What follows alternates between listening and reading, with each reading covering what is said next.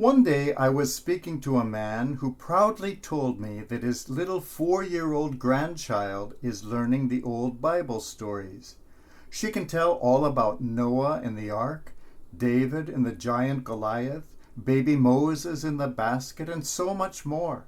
And she understands their messages and lessons.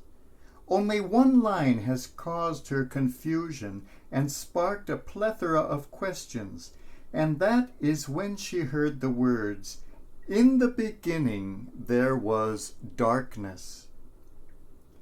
The little girl is not alone in her questioning. We all have difficulty imagining a beginning, and we all have difficulty imagining darkness, nothingness, a world without light. From time immemorial, human beings have wondered about the beginning of things, how light was born, how the universe came into existence. Priests, poets, philosophers, scientists, and everyday people have pondered these fundamental questions for ages. Even now, after so many generations, so much remains a mystery. Perhaps no one understands beginnings better than a child beginning its life. Perhaps no one grasps the meaning of darkness more than a blind person who knows no other world.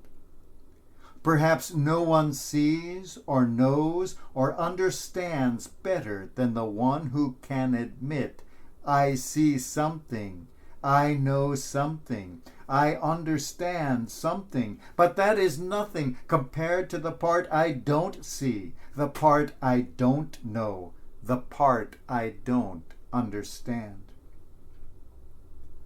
We do not yet have the technology to look back in time directly and observe the birth of the universe. But there are echoes, there are footprints, there are intriguing clues left through the ages.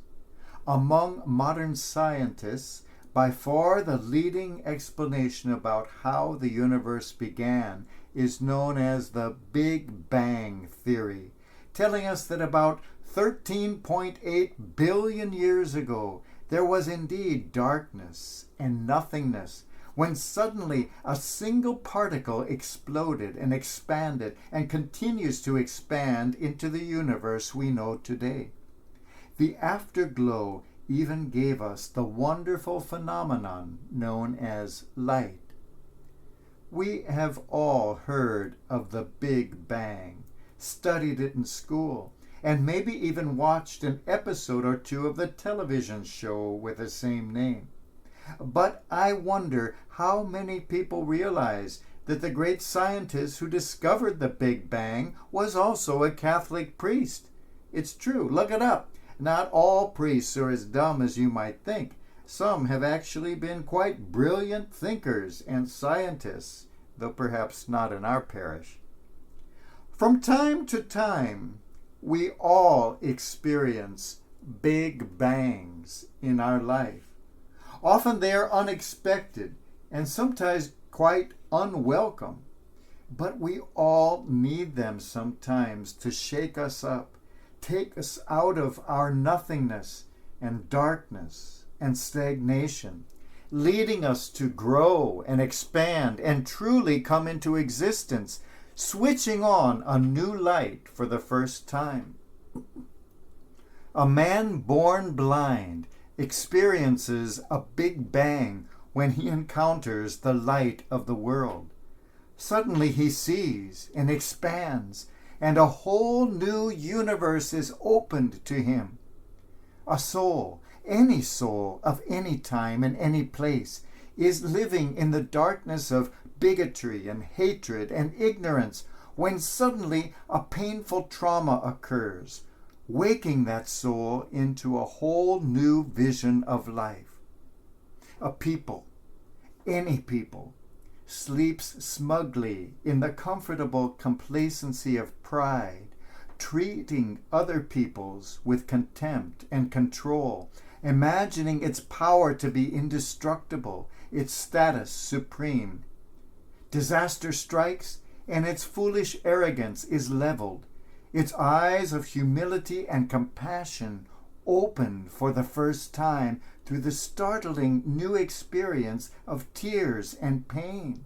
And suddenly, in its desolation, this people grows into something truly great, on a level never dreamed of. In every soul, in every people, in every corner of the universe we call our home, the Big Bang continues to happen.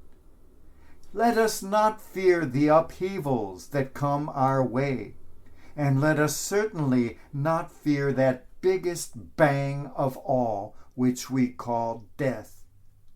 It is through the big and little bangs of life that we are blown out of our nothingness. Let our old blind attitudes be exploded, our eyes opened to a whole new way of being. Let us allow ourselves to expand and expand and expand until we become truly one with the world of God.